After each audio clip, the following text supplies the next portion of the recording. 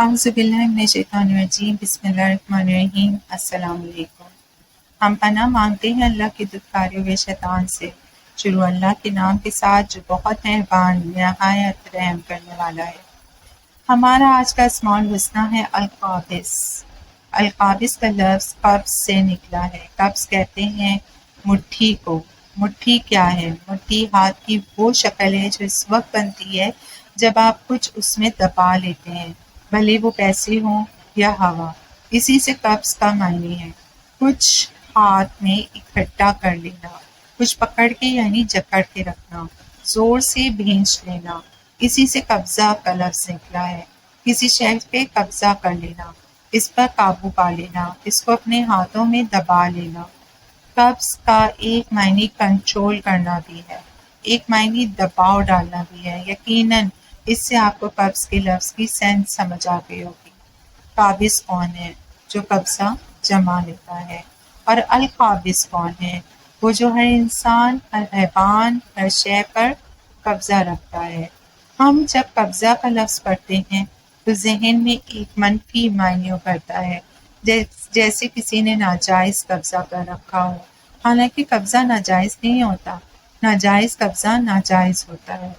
قبضہ تو بس کسی شے کو پکڑ لینا ہوتا ہے۔ القابض کون ہے؟ القابض میرا اور آپ کا رب ہے۔ آج اس نام کی توسط سے ہم اس کی اور صفت پڑھنے جا رہے ہیں۔ ہمارا رب وہ ہے جس کے قبضے میں ہمارا دل ہے۔ ایسا کیوں ہوتا ہے کہ کبھی کبھی دل نہیں چاہتا کچھ بھی کرنے کو، نماز پڑھنے کو، روزے رکھنے کو، طاق راتوں میں عبادت کرنے کو؟ کون ہے جو بندے اور اس کے دل، اس کے درمیان حائل ہو جاتا ہے؟ ہمارا رب القابض، اس کا تسلط ہے ہمارے دل پہ۔ جب اس کو ہماری کوئی بات ناپسند گزرتی ہے تو وہ ہم سے دنیا نہیں چھین لیتا، وہ ہم سے ہماری نعمتیں نہیں چھین لیتا، بلکہ وہ ہم سے وہ خاص حق چھین لیتا ہے جس کو استعمال کر کے ہم اس سے گفتگو کرتے ہیں، یعنی نماز۔ وہ ہم سے وہ نعمت بھی چھین لیتا ہے جس کی وجہ سے ہر روز ہم اس کی بات کو سنتے ہیں، یعنی کہ قرآن۔ نماز اور قرآن مشکل قسم کی عبادتیں نہیں ہیں، یہ پریویلیجز ہیں، خاص قسم کی مراعات جن کا ہونا ہی بہت بڑی بات ہے۔ اگر یہ آپ کو حاصل ہے تو آپ باقی انسانوں کے جیسے نہیں ہیں۔ آپ نے ان مراعات کی حفاظت کرنی ہے، ان کا بہت دھیان رکھنا ہے۔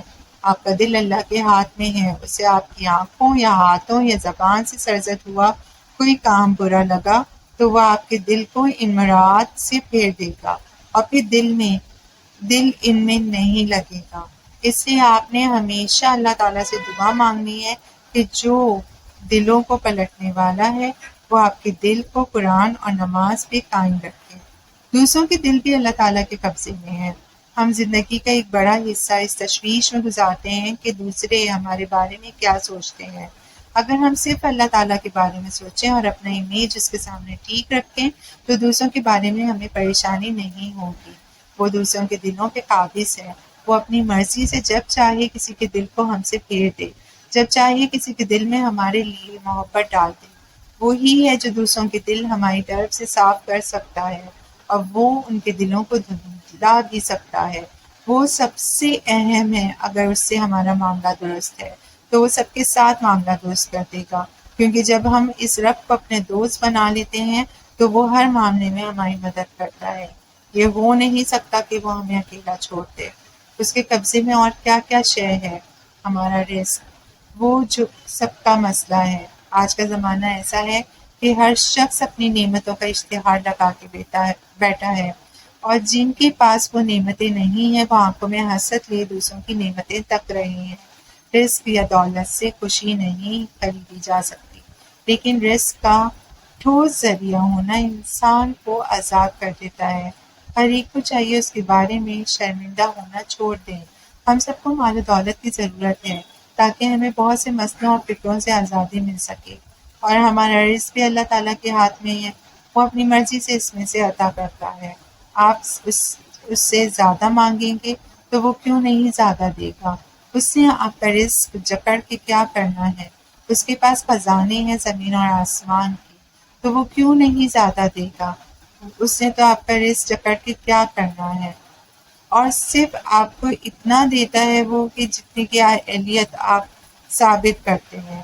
آپ ارد گرد کے لوگوں کے لیے اپنے رزق میں سے جتنا حصہ نکالیں گے اتنا ہی آپ کا رزق بڑھتا جائے گا۔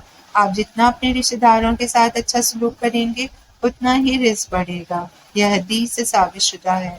اگر انسان اپنے رشتہ داروں پہ خرچ کرے تو جتنا اس نے خرچ کیا ہے وہ اس کے مال میں اضافہ کر کے اسے عطا کر دیا جائے گا۔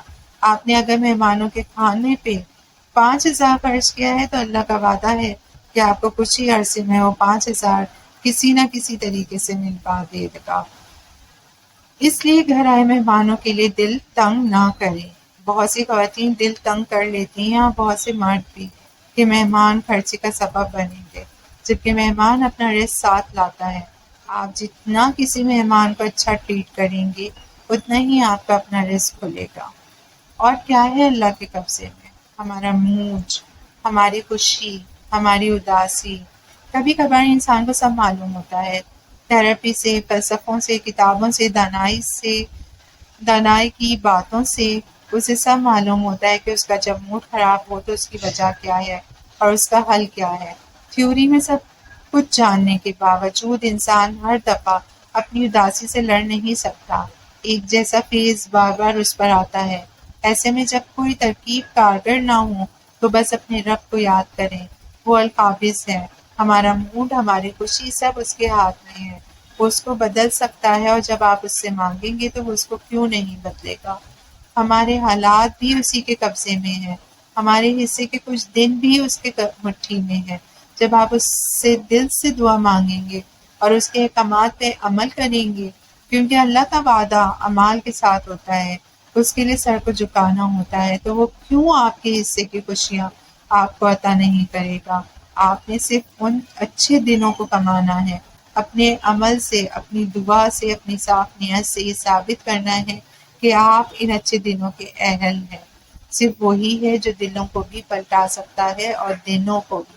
آپ کے قبضے میں صرف ایک ہی چیز ہے، آپ کا عمل، اور اگر اس کو بھی اسی کی مرضی کے حوالے کر دیں تو وہ اپنی مٹھی کو کھول دے گا اور آپ کی تمام خواہشات، دعائیں اور آرزوئیں جو اس کے ہاتھ کے قبضے میں تھی وہ آپ کی طرف بھاگی چلی آئیں گی اور پھر آپ کی آنکھوں کے سامنے آپ کے دن پلٹ آئے گے۔ میری دعا کہ اللہ تعالیٰ آپ کے دنوں کو خیر سے پھیر دے اور آپ کو آپ کے حصے کی خوشیاں عطا فرمائے، آمین۔ کیونکہ یہ صرف اسی کے ہاتھ میں ہے، کسی انسان یا شے کے ہاتھ میں نہیں۔ شکریہ۔